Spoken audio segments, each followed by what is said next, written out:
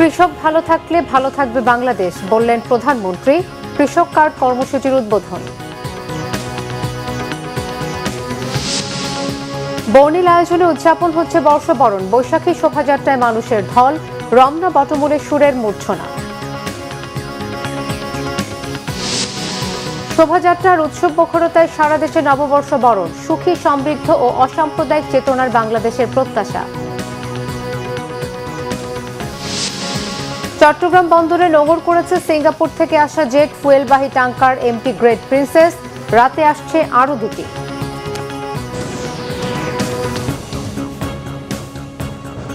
দেখছিলেন crown event সংবাদ শিরোনাম, এবারে বিস্তারিত।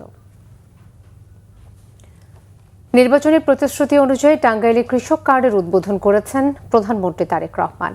একযোগে দেশের 11 উপজেলার 22,000 কৃষক ও কৃষানীকে কৃষক কার্ড দেওয়া হয়েছে। প্রধানমন্ত্রী বলেন, বিএনপি সরকার সবসময় কৃষকের পাশে থাকবে। কৃষক ভালো থাকলে দেশের মানুষ ভালো থাকবে। টাঙ্গাইল থেকে আরো জানাচ্ছেন বিশেষ প্রতিনিধি সিকান্দার রেমান, ছবি তুলেছেন জাহাঙ্গীর আলম, সঙ্গে ছিলেন টাঙ্গাইল প্রতিনিধি আতাউর রহমান আজাদ।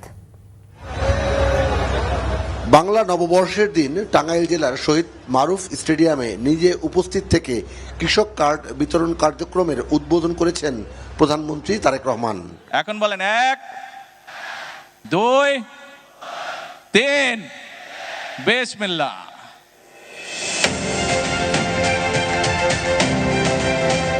টাঙ্গাইল সহ পাইলটিং পর্যায়ে 10টি জেলার 11টি উপজেলায় ভার্চুয়ালি কৃষক কার্ড বিতরণ করা হয় প্রায় 22,000 কৃষকের মাঝে। এটি কেবল একটি প্লাস্টিক কার্ড নয়, বরং দেশের 2,75,00,000 কৃষকের অধিকার ও মর্যাদার প্রতীক। বিএনপির নির্বাচনী ইশতেহার ও 31 দফা রাষ্ট্র সংস্কার রূপরেখার একটি অন্যতম স্তম্ভ এই কৃষক কার্ড। বর্তমান বাংলাদেশের মানুষের ভোটে নির্বাচিত বিএনপি সরকার বিশ্বাস করে যে এই দেশের কৃষক যদি সচ্ছল থাকে, এই দেশের কৃষক যদি বেঁচে থাকে, এই দেশের কৃষক যদি ভালো থাকে, তাহলে সমগ্র বাংলাদেশ ভালো থাকতে পারবে, সমগ্র বাংলাদেশের মানুষ ভালো থাকতে পারবে। এবং উপস্থিতবৃন্দ, আপনাদের ভোটে নির্বাচিত বর্তমান সরকারের লক্ষ্যই হচ্ছে কৃষককে আত্মনির্ভরশীল হিসাবে গড়ে তোলা, কৃষককে সচ্ছল হিসাবে গড়ে তোলা। সেই জন্যই এই কৃষক কার্ড আমরা দিয়েছি। এই কার্ডের মাধ্যমে কৃষকরা সরাসরি সরকারি ভর্তুকি ও নগদ প্রণোদনা পাবেন। সেই সাথে ন্যায্য মূল্যে সার, বীজ ও উন্নত মানের কীটনাশক পাবেন।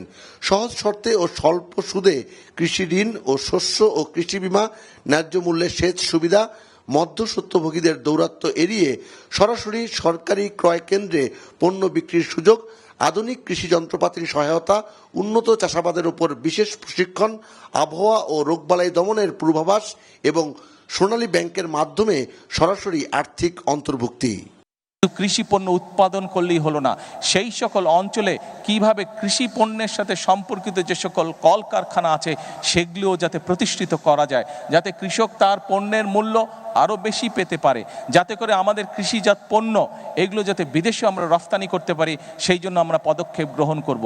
আমরা রাজনীতি করি বা না করি, আমরা কৃষক হই বা না হই, আমরা ছাত্র হই না হই, আমরা ব্যবসায়ী হই বা না হই, যে মানুষই হয়ে থাকি না কেন, যে পেশার মানুষই হয়ে থাকি না কেন, প্রত্যেকের আমাদের একটি আকাঙ্ক্ষা আছে, নিজের দেশটিকে আমরা ভালো দেখতে চাই, নিজের দেশটিকে আমরা সুন্দর দেখতে চাই। আমরা দেখতে চাই এই দেশের মানুষ নিরাপদে এই দেশে বসবাস করছে, এই দেশের মানুষ, এই দেশের সন্তানেরা এই দেশেই বড় হচ্ছে, স্বাচ্ছন্দ্যে বড় হচ্ছে, খেয়ে পড়ে ব্যবসা বাণিজ্য চাকরি বাকরি করে নিরাপত্তার সাথে বড় হচ্ছে। আমাদের লক্ষ্য সেটাই। দেশের রাজনীতিতে 1433 বাংলা সনের গ্রীষ্মকাল এক নতুন বার্তা নিয়ে এসেছে। ত্রয়োদশ জাতীয় সংসদ নির্বাচনের পর রাষ্ট্র ক্ষমতার পালাবদল কেবল একটি সরকারের পরিবর্তন নয়, এটি দেশের অর্থনৈতিক দর্শনে সম্ভাব্য পরিবর্তনের ইঙ্গিত দিচ্ছে। লক্ষ্য অর্জনে গ্রামীণ অর্থনীতি ও কৃষিকে অগ্রাধিকার দিচ্ছে সরকার। তারই অংশ হিসেবে কৃষক কার্ড বিতরণের পর টাঙ্গাইলের পৌর উদ্যানে যান প্রধানমন্ত্রী। সেখানে কৃষি মেলা পরিদর্শন করেন তারেক রহমান। টাঙ্গাইল থেকে ঢাকায় ফেরার আগে মজলুম জননেতা মৌলানা আব্দুল হামিদ খান ভাসানীর মাজার জিয়ারত করতে সন্তোষে যান তারেক রহমান।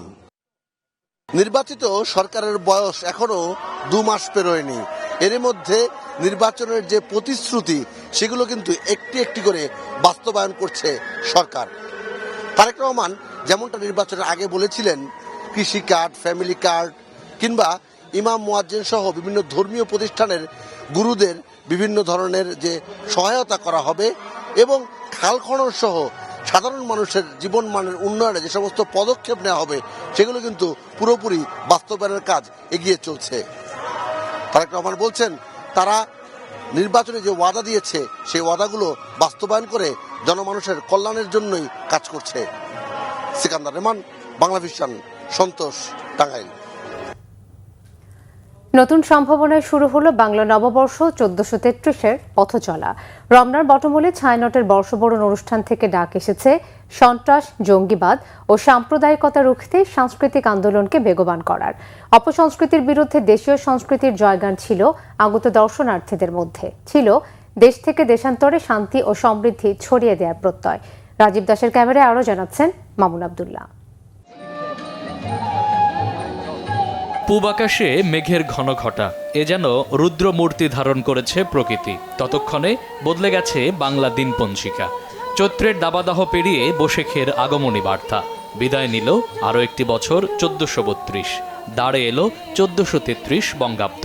তাই তো নতুন স্বপ্ন আর নতুন প্রত্যাশা নিয়ে কবিগুরুর ভাষায় বলতে হয়, নিশি অবসান ওই পুরাতন, বর্ষ হলো গত, আমি আজই ধূলিতলে এ জীর্ণ জীবন করিলাম নত। ভোর 6:15টায় ছায়ানটের গানের মধ্য দিয়ে বরণ করে নেওয়া হয় 1433 বঙ্গাব্দকে।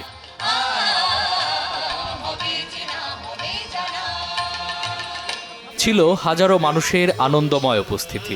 রঙের ছটা ছিল শিশু থেকে বৃদ্ধ সব বয়সী মানুষের মননে। এটা আমাদের বাঙালির অনেক আনন্দের একটা দিন, আমরা অনেক বেশি উপভোগ করি পয়লা বৈশাখটাকে।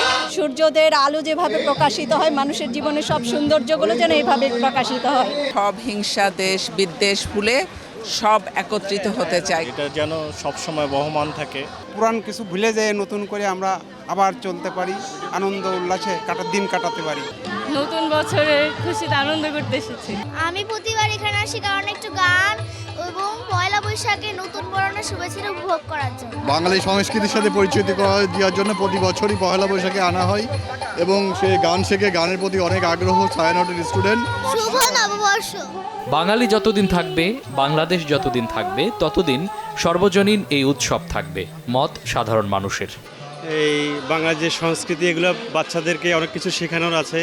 নতুন প্রজন্ম যদি বাংলা সংস্কৃতির সম্বন্ধে না জানে, অপসংস্কৃতির আড়ালে হারিয়ে যাবে আমাদের সংস্কৃতি। সবাই সুস্থভাবে বাঁচুক, ভালোভাবে বাঁচুক। এই অশুভ সাংস্কৃতিক আগ্রাসনের দাঁত ভাঙা জবাব এই সফল আয়োজন, এমনটাই মনে করেন ছায়ানটের সভাপতি। আমরা যেন নির্ভয়ে গান গাইতে পারি, সংস্কৃতি সকল প্রকাশ যেন নির্বিঘ্ন। অতীতের ক্লেদ মুছে শুভবোধের বার্তা সবার মাঝে ছড়িয়ে যাবে, এমনটাই প্রত্যাশা আগত দর্শনার্থীদের। চৈত্রের আধার পেরিয়ে বৈশাখের প্রথম প্রহরে বাঙালির এই প্রাণের আয়োজন, যেখান থেকে উচ্চারিত হলো সকল ক্লেদ ভুলে নতুনের জয়গান, উচ্চারিত হলো বিশ্ব শান্তির বার্তা। মামুন আব্দুল্লাহ, বাংলা ভিশন, ঢাকা। ঢোলবাদ্যের তালে আর রঙিন মোটিফের বর্ণিল আয়োজনে ঢাকা বিশ্ববিদ্যালয়ে শেষ হয়েছে বাংলা নববর্ষের বহুল প্রতীক্ষিত বৈশাখী শোভাযাত্রা। বাংলা নতুন বছর 1433-কে বরণ করে নেন ঢাকা বিশ্ববিদ্যালয়ের শিক্ষক, শিক্ষার্থী সহ সব শ্রেণী পেশার মানুষ। সকাল 9টায় বিশ্ববিদ্যালয়ের চারুকলা অনুষদ থেকে জাতীয় সঙ্গীত পরিবেশনের মাধ্যমে শুরু হওয়া শোভাযাত্রায় শিক্ষার্থী, শিক্ষক সহ নানা শ্রেণী পেশার মানুষের অংশগ্রহণে পুরো ক্যাম্পাস জুড়ে নেমেছে উৎসবের ঢল। সকাল 8টা থেকে চারুকলা অনুষদের প্রাঙ্গণে জড়ো হতে শুরু করে উৎসবপ্রিয় মানুষ। এ সময় চারিদিকে ঢাক, ঢোল আর বাদ্যযন্ত্রের তালে তালে উৎসবের আবহ তৈরি হয়। এবারে শোভাযাত্রায় বিশেষভাবে স্থান পেয়েছে মোরগ, বেহালা, পায়রা ও হাতি সহ 5টি মোটিফ, যার শক্তি, সৃজনশীলতা, শান্তি, গৌরব ও গতিময়তার প্রতীক হিসেবে উপস্থাপিত হয়েছে বলে জানিয়েছেন আয়োজকরা।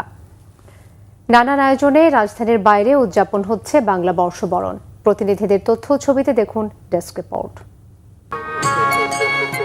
বর্ণাঢ্য শোভাযাত্রা আর উৎসব মুখর পরিবেশে বাংলা নববর্ষ 1433 বঙ্গাব্দকে বরণ করে নিয়েছে চট্টগ্রামবাসী। নানা রঙের সাজ, মুখোশ, প্ল্যাকার্ড আর ঐতিহ্যবাহী উপকরণের সমন্বয়ে বৈশাখী শোভাযাত্রা নগর জুড়ে ছড়িয়ে দেয় উৎসবের আমেজ। পার্বত্য চট্টগ্রাম ও ভূমি প্রতিমন্ত্রী মীর মোহাম্মদ হেলাল উদ্দিন, স্থানীয় সংসদ সদস্য আবু সুফিয়ান, জেলা প্রশাসক জাহিদুল ইসলাম মিয়া সহ প্রশাসনের ঊর্ধ্বতন কর্মকর্তারা এতে অংশ নেন।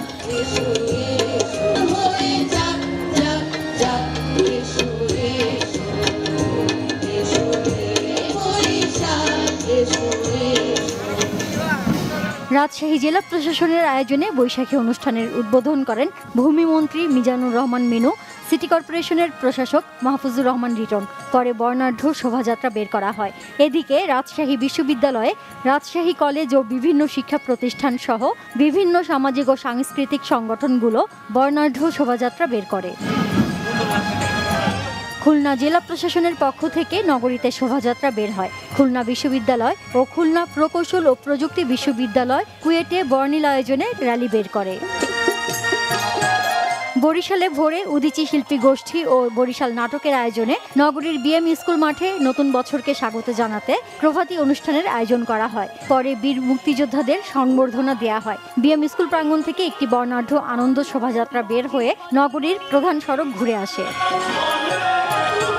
ময়মনসিংহে আনন্দ শোভাযাত্রা সহ নানা অনুষ্ঠানমালার আয়োজন করেছে জেলা প্রশাসন ও নববর্ষ উদযাপন পরিষদ। নগরীর ময়মনসিংহ মহাবিদ্যালয় প্রাঙ্গণ থেকে বর্ণাঢ্য বৈশাখী শোভাযাত্রা বের করা হয়। সংসদ সদস্য আবু আহাব আকন্দ এর উদ্বোধন করেন। এছাড়া জেলা শিল্পকলা একাডেমিতে আয়োজন করা হয় সাংস্কৃতিক অনুষ্ঠান। জেলা পরিষদের প্রশাসক সৈয়দ ইমরান সালে প্রিন্স সহ প্রশাসনের ঊর্ধ্বতন কর্মকর্তারা এতে অংশ নেন। সিলেটে জেলা প্রশাসনের উদ্যোগে সিলেট সার্কিট হাউস থেকে একটি বর্ণাঢ্য শোভাযাত্রা বের হয়। একই সময়ে সিলেট সিটি কর্পোরেশনের উদ্যোগে প্রশাসক আব্দুল কাইয়ুম চৌধুরীর নেতৃত্বে নগর ভবন থেকেও আরেকটি শোভাযাত্রা বের করা হয়। রংপুরে স্থানীয় জিলা স্কুলের বটতলায় ঢাকের বাদ্যে দেশীয় সংস্কৃতির চিরন্তন রূপ তুলে ধরা হয়। এতে সরকারি বেসরকারি দপ্তরের কর্মকর্তা, শিক্ষা প্রতিষ্ঠানের শিক্ষার্থী সহ বিভিন্ন সামাজিক ও রাজনৈতিক সংগঠনগুলো অংশ নেয়। নাটোর শহরের মহারাজা জগদীন্দ্রনাথ উচ্চ বিদ্যালয় প্রাঙ্গণ চত্বর থেকে একটি বর্ণাঢ্য শোভাযাত্রা বের করা হয়। শোভাযাত্রাটি বিভিন্ন সড়ক ঘুরে নাটোর রানী ভবনের রাজবাড়ির মুক্তমঞ্চের সামনে গিয়ে শেষ হয়। এতে whip advocate M Ruhul Quddus Talukdar Dulu ও সমাজ কল্যাণ প্রতিমন্ত্রী ফারজানা শারমিন পুতুল অংশ নেন। শরীয়তপুর নড়িয়া উপজেলা প্রশাসনের আয়োজনে বাংলা নববর্ষ উদযাপন করা হয়েছে। অনুষ্ঠানে প্রধান অতিথি ছিলেন শরীয়তপুর 2 আসনের সংসদ সদস্য শফিকুর রহমান কিরণ। বের করা হয় বর্ণাঢ্য শোভাযাত্রা। এতে বিভিন্ন শ্রেণী পেশার মানুষ অংশ নেয়। সাভার উপজেলা পরিষদের উদ্যোগে উপজেলা পরিষদ চত্বর থেকে আনন্দ শোভাযাত্রা বের করা হয়। উপজেলা নির্বাহী কর্মকর্তা সাইফুল ইসলাম সহ বিভিন্ন সরকারি বেসরকারি দপ্তরের কর্মকর্তা ও কর্মচারীরা অংশগ্রহণ করেন। নারায়ণগঞ্জের রূপগঞ্জ উপজেলা প্রশাসনের আয়োজনে করইতলা মঞ্চ থেকে বর্ণাঢ্য শোভাযাত্রা বের হয়। শোভাযাত্রাটি উপজেলার প্রধান সড়ক ঘুরে মুরাপাড়া বিশ্ববিদ্যালয় কলেজ মাঠে গিয়ে শেষ হয়। মানিকগঞ্জে জেলা প্রশাসনের উদ্যোগে সরকারি উচ্চ বিদ্যালয়ের মাঠে বসে বৈশাখী লোকজ মেলা। উপস্থিত ছিলেন জেলা প্রশাসক নাজমুনারা সুলতানা, পুলিশ সুপার মোহাম্মদ সারোয়ার আলম সহ প্রশাসনের অন্যান্য কর্মকর্তারা। কিশোরগঞ্জ জেলা প্রশাসনের উদ্যোগে বর্ণাঢ্য বৈশাখী শোভাযাত্রা বের করা হয়। পরে হয় মনোজ্ঞ সাংস্কৃতিক অনুষ্ঠান। এতে প্রধান অতিথি ছিলেন সংসদ সদস্য Mazharul Islam. Naznin Akter, Bangla Vision news desk. Singapore থেকে 12,000 টন জেট ফুয়েল নিয়ে চট্টগ্রাম বন্দরে নোঙর করেছে এমটি গ্রেট প্রিন্সেস নামের একটি ফুয়েল ট্যাঙ্কার। বন্দর কর্তৃপক্ষ জানিয়েছে রাতে 68,000 টন ডিজেল নিয়ে আসছে আরও 2টি ট্যাঙ্কার। বাংলাদেশ পেট্রোলিয়াম কর্পোরেশন বিপিসির চেয়ারম্যান মোহাম্মদ রেজানুর রহমান জানান, চুক্তিবদ্ধ সরবরাহকারীদের পাশাপাশি বিকল্প উৎস থেকেও তেল আমদানির চেষ্টা চলছে। চলতি মাসে জ্বালানি তেলের সরবরাহে কোনো সংকট হওয়ার আশঙ্কা নেই। বিপিসি আরও জানায়, 12 এপ্রিল পর্যন্ত দেশে জেট ফুয়েলের মজুদ ছিল প্রায় 22,000 টন, যা দিয়ে প্রায় 15 দিনের চাহিদা মেটানো সম্ভব। নতুন চালান যুক্ত হয় মজুদ আরও বেড়েছে। এদিকে ডিজেল নিয়ে রাতে চট্টগ্রাম বন্দরে পৌঁছানোর কথা রয়েছে আরও 2টি ট্যাঙ্কারের, যার মধ্যে এমটি টর্ম দামিনী ট্যাঙ্কারে রয়েছে প্রায় 33,000 টন ডিজেল, যা সরবরাহ করছে ইউনিপ্যাক সিঙ্গাপুর প্রাইভেট লিমিটেড। আর এমটি লুসিয়া সলিড ট্যাঙ্কারে আসছে প্রায় 35,000 টন ডিজেল। স্বরাষ্ট্রমন্ত্রী সালাউদ্দিন আহমেদ জানিয়েছেন, মিয়ানমারের সঙ্গে সীমান্ত বাণিজ্য পুরোপুরি সচল করার উদ্যোগ নেওয়া হচ্ছে। পাশাপাশি সীমান্ত দিয়ে মাদক পাচার ও চোরাচালান প্রতিরোধে পদক্ষেপ গ্রহণ করা হবে। সকালে টেকনাফ স্থলবন্দর পরিদর্শন শেষে সাংবাদিকদের তিনি এই তথ্য জানান। বলেন, দীর্ঘদিন ধরে মিয়ানমারের চলমান অভ্যন্তরীণ সংঘাতের কারণে সীমান্ত বাণিজ্যে অনেকটা স্থবিরতা নেমে এসেছে। সমস্যা সমাধানে তাই সরকার আন্তরিকতার সাথে কাজ করছে। এ সময় স্বরাষ্ট্রমন্ত্রীর সাথে ছিলেন উখিয়া টেকনাফের সংসদ সদস্য শাহজাহান চৌধুরী এবং কক্সবাজার সদর ও রামুর সংসদ সদস্য লুৎফুর রহমান কাজল ছাড়াও বিজিবির কর্মকর্তারা। বন্দর পরিদর্শন শেষে স্বরাষ্ট্রমন্ত্রী টেকনাফ এজাহার বালিকা উচ্চ বিদ্যালয় মাঠে কৃষক কার্ড বিতরণ অনুষ্ঠানে যোগ দেন। বলেন, ভোটের কালি মোছার আগেই বিএনপি প্রতিশ্রুতি পূরণ করতে শুরু করেছে, যার মাধ্যমে দেশের গণতান্ত্রিক অভিযাত্রায় সামাজিক সচেতনতা আরও দৃঢ় হচ্ছে। কৃষক কার্ড বিতরণে রাজনৈতিক বিবেচনা বা অনিয়মের কোনো সুযোগ নেই বলে জানিয়েছেন আইন, বিচার ও সংসদ বিষয়ক মন্ত্রী অ্যাডভোকেট মোহাম্মদ আসাদুজ্জামান। ঝিনাইদহের শৈলকুপার কৃপালপুর গ্রামে কৃষক কার্ড বিতরণ শেষে সাংবাদিকদের তিনি কথা বলেন। মন্ত্রী বলেন, বিএনপির নির্বাচনী ইশতেহারে দেয়া প্রতিশ্রুতি বাস্তবায়নের অংশ হিসেবে কৃষক কার্ড বিতরণ উদ্বোধন করা হলো। অনুষ্ঠানে ঝিনাইদহের জেলা প্রশাসক নোমান হোসেনের সভাপতিত্বে প্রধান অতিথি ছিলেন আইনমন্ত্রী।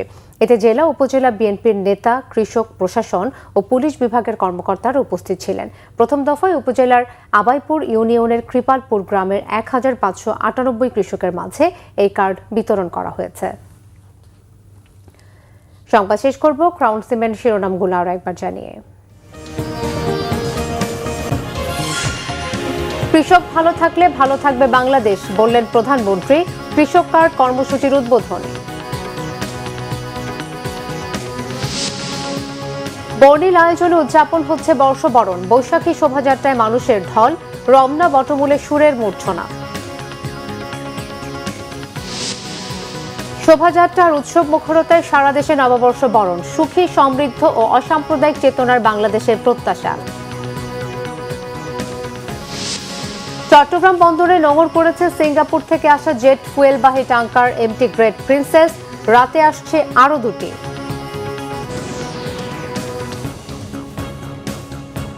এই ছিল এখনকার মতো। পরের সংবাদ সন্ধ্যা 7:30টায় দেখার আমন্ত্রণ রইল।